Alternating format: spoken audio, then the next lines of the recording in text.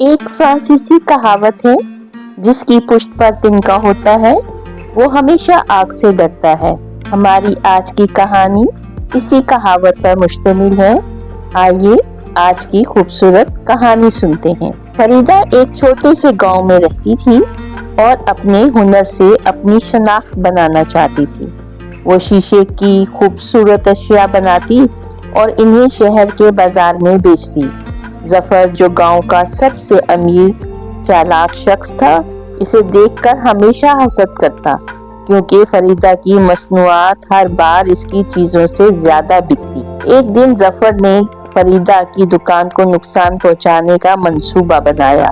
इसने रात के अंधेरे में फरीदा की वर्कशॉप को आग लगा दी, मगर किस्मत को कुछ और ही मंजूर था। जब आग लग रही थी, एक गवाह ने जफर को मौके वारदात से भागते हुए देख लिया। सुबह होते ही गांव के लोग फरीदा के पास जमा हो गए। इसने अपनी वर्कशॉप की तबाह होने पर गम और गुस्से का इजहार किया। जफर ने इस मौके पर मजलूम बनने की कोशिश की और कहा, ये तो बड़ा अफसोसनाक हादसा है, हमें पता करना चाहिए कि इसके पीछे कौन है। राशिद, जो गांव के बुजुर्ग थे, गवाह की बात सुनकर खामोशी से मुस्कुराए। उन्होंने सबको एक कहानी सुनाई।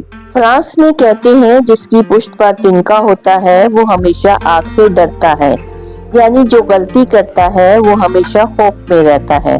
राशिद अपनी उम्र भर के तजर्बे की बदौलत इंसानों के रवैये को समझने का माहिर था। वो जानता था कि जो शख्स कसूरवार हो वो अपने ही अल्फाज और हरकत से अपने आप को बेनकाब कर देता है। जब फरीदा की वर्कशॉप जलने का मामला सामने आया तो राशिद ने अपने मखसूस अंदाज में जफर का मुशाहिदा करना शुरू कर दिया। राशिद ने गांव के लोगों को इकट्ठा किया और कहा कि आग लगने के वक्त कौन कौन कहाँ था। हमें हर किसी की तफसीलात जाननी होंगी, ताकि पता चल सके कि ये हादसा था या साजिश। जफर, जो हमेशा बातों में माहिर था, इस लम्हे चुप सा हो गया। जब इससे पूछा गया कि वो रात को कहाँ था तो इसने कहा, मैं अपने घर में था और सो रहा था। लेकिन इसका लहजा गैर यकीनी था और इसकी आंखें इधर उधर देख रही थीं। राशिद ने नोट किया कि जफर हर बार आग का जिक्र होते ही बेचैन हो जाता है। वो बार बार अपने हाथ रगड़ता, पेशानी से पसीना साफ करता और गुफ्तगू का मौजू बदलने की कोशिश करता। ये सब राशिद के लिए काफी था कि इससे शक हो।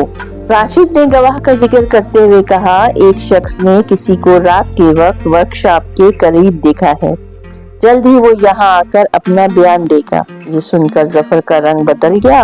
इसने फौरन कहा, ये सब झूठ हो सकता है, हमें किसी के कहने पर यकीन नहीं करना चाहिए। इसकी आवाज बुलंद और घबराई हुई थी, जैसे वो अपनी सफाई पेश करने की कोशिश कर रहा हो। राशिद ने आगे बढ़कर कहा, अगर आप बेगुनाह हैं तो आपको परेशान होने की जरूरत नहीं।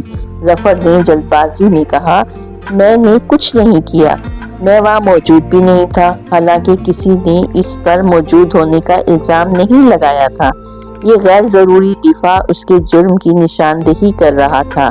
राशिद ने एक छोटा सा चालाक सवाल किया, क्या आपको मालूम है कि आग किस तरफ से लगी थी? जफर ने बेसाख्ता कहा, हाँ, वो पिछली खिड़की के रास्ते से। ये सुनकर सब चौंक गए, क्योंकि आग के बारे में ये तफसील सिर्फ वही जान सकता था जो मौका पर मौजूद था। जफर को फौरन एहसास हुआ कि इसने अपने आप को बेनकाब कर दिया है, लेकिन अब देर हो चुकी थी। जफर की बेचैनी, इसकी गैर जरूरी सफाइयाँ और इसके अपने अल्फाज ने इसे मुजरिम साबित कर दिया। राशिद की हिकमत अमली ने एक बार फिर ये सच्चाई जाहिर की कि जो गलती करे वो हमेशा खौफ में मुब्तला रहता है और आखिरकार सच्चाई के आगे हार जाता है। राशिद गवाह को सामने लाया और सबूत मिलने के बाद जफर को सजा दी गई। गांव के लोगों ने मिलकर फरीदा की वर्कशॉप दोबारा तामीर की और इसे आगे बढ़ने का हौसला दिया। इस कहानी से हमें ये सबक मिलता है कि सच्चाई को कभी दबाया नहीं जा सकता। जो गलती करता है वो हमेशा खौफ के साए में रहता है और सच्चाई एक दिन सामने आ ही जाती है।